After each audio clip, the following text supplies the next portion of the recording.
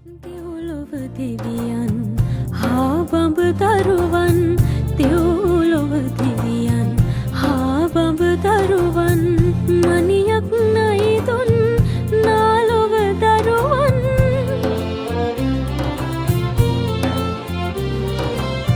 නිතින් වදිනට වටිනා පුද බිම අපේ උතුම් බිම වැන්දා අපේ උතුම් බිම වැන්දා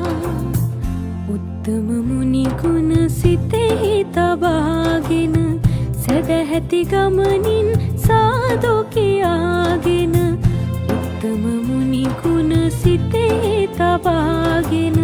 සැදැහැති ගමනින් සාදු කියාගෙන